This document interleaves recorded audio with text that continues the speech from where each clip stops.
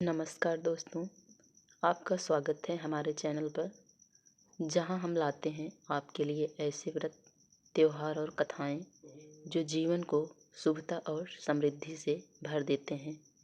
आज हम बात करेंगे रोहिणी व्रत की, जो एक अत्यंत शुभ और फलदायी व्रत माना गया है। तो आइए जानते हैं इस व्रत का महत्व, पूजा विधि, कथा और इसका अद्भुत फल। रोहिणी व्रत जैन धर्म का एक अत्यंत पवित्र व्रत है, जिसे मुख्य रूप से जैन धर्म की महिलाओं द्वारा किया जाता है। यह व्रत चंद्रमा की रोहिणी नक्षत्र के दिन रखा जाता है। जैन शास्त्रों के अनुसार इस व्रत का पालन करने से व्यक्ति को अनंत पुण्य प्राप्त होता है और जीवन में सुख समृद्धि बनी रहती है। यह व्रत केवल धार्मिक रूप से ही नहीं, बल्कि मानसिक शांति और आत्मिक बल प्रदान करने वाला भी है। रोहिणी व्रत को श्री सुभद्रायण व्रत के नाम से भी जाना जाता है। हिंदू ज्योतिष में रोहिणी नक्षत्र चंद्रमा का प्रिय नक्षत्र माना गया है। भगवान चंद्रदेव को यह नक्षत्र अत्यंत प्रिय है। इस दिन चंद्रमा जब रोहिणी नक्षत्र पर स्थित होता है, तब इसका प्रभाव अत्यंत शुभ माना जाता है। इसलिए इस दिन व्रत, पूजन और दान करने से मनोवांछित फल की प्राप्ति होती है। जैन धर्म ग्रंथों में कहा गया है कि जो व्यक्ति श्रद्धापूर्वक रोहिणी व्रत करता है, वह दुखों से मुक्त होकर मोक्ष की ओर अग्रसर होता है।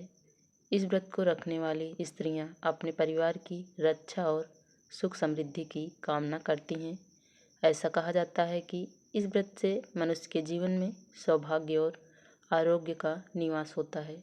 रोहिणी व्रत हर महीने उस दिन रखा जाता है जब चंद्रमा रोहिणी नक्षत्र में होता है, अर्थात यह व्रत मास में एक बार आता है। कई जैन महिलाएं यह व्रत लगातार 5 वर्ष तक करती हैं, जबकि कुछ इसे आजीवन करती हैं। 5 वर्ष पूरे होने के बाद उद्यापन किया जाता है, जिससे व्रत की पूर्णता मानी जाती है। अब बात करते हैं कि इस व्रत को कैसे किया जाए। रोहिणी व्रत की पूजा विधि सरल लेकिन अत्यंत पवित्र होती है।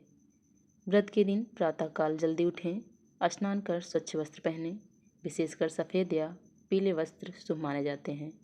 पूजा स्थल को साफ करें और एक चौकी पर भगवान सुमतिनाथ या अंतर्गत जितेंद्र भगवान की प्रतिमा स्थापित करें। दीपक जलाएं और धूप अर्पित करें। रोहिणी नक्षत्र की पूजा करते हुए भगवान का ध्यान करें। फल, फूल और चावल से अर्घ्य अर्पित करें। ओम ह्रीं श्री रोहिणी नमः मंत्र का 108 जाप करें। भगवान की आरती करें और परिवार की मंगल कामना करें। व्रती दिन भर उपवास रखता है। केवल जल या फल ग्रहण किया जा सकता है। शाम को आरती और कथा सुनने के बाद ही व्रत पूरा होता है। अब सुनिए इस व्रत की पवित्र कथा, जो हर उस स्त्री को सुननी चाहिए जो अपने परिवार की दीर्घायु और सुख की कामना करती है। बहुत समय पहले की बात है। राजा सोमप्रभ नाम के एक राजा, धर्मात्मा राजा राज करते थे। उनकी पत्नी का नाम था श्रीमती, जो बहुत ही धर्मपरायण और दयालु थी। राजा और रानी दोनों जैन धर्म के अनुयायी थे और प्रतिदिन धर्म कर्म में लगे रहते थे।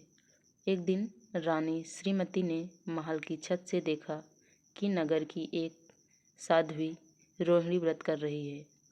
साध्वी के मुख पर अद्भुत तेज था और उनके चारों ओर एक दिव्य आभा फैली हुई थी। रानी ने आश्चर्य से पूछा, हे माता, आप कौन हैं और यह व्रत कैसा है जिससे आपका इतना तेज बढ़ा है? साध्वी मुस्कुराई और बोली, यह रोहिणी व्रत है पुत्री। इसे करने से सौभाग्य, आरोग्य और मोक्ष प्राप्त होता है। जो भी स्त्री श्रद्धा और विश्वास से यह व्रत करती है, उसके जीवन से सभी दुख दूर हो जाते हैं। यह सुनकर रानी श्रीमती ने उसी दिन से रोहिणी व्रत आरंभ कर दिया। वह हर महीने रोहिणी नक्षत्र के दिन उपवास रखती, पूजा करती और कथा सुनती। धीरे धीरे रानी के जीवन में सुख समृद्धि बढ़ने लगी। राजा सोमप्रभ का राज्य दिन दूनी रात चौगुनी तरक्की करने लगा। सभी प्रजा खुश रहने लगी और रानी की ख्याति दूर दूर तक फैल गई। कहा जाता है कि व्रत के पुण्य से अंत समय में रानी श्रीमती को स्वर्गलोक की प्राप्ति हुई और जन्म जन्मांतर में उन्होंने मोक्ष प्राप्त किया। इसलिए जैन धर्म में रोहिणी व्रत को अत्यंत शुभ और पुण्यदायक माना जाता है। शास्त्रों में कहा गया है कि जो व्यक्ति इस व्रत को करता है उसके सभी संकट दूर होते हैं, परिवार में सुख शांति और एकता बनी रहती है, रोग और कष्ट नष्ट हो जाते हैं, व्रती को दीर्घायु और उत्तम स्वास्थ्य की प्राप्ति होती है, जीवन में हर कार्य सफल होता है और अंततः आत्मा को मोक्ष की प्राप्ति होती है। जब 5 वर्ष पूरे हो जाते हैं तब उद्यापन किया जाता है। इस दिन विशेष पूजा की जाती है और दान दिया जाता है। जैन परंपरा के अनुसार उद्यापन के दिन 8 या 16 या 32 साध्वियों या ब्राह्मण को भोजन कराया जाता है। उनको वस्त्र, फल और दक्षिणा दी जाती है।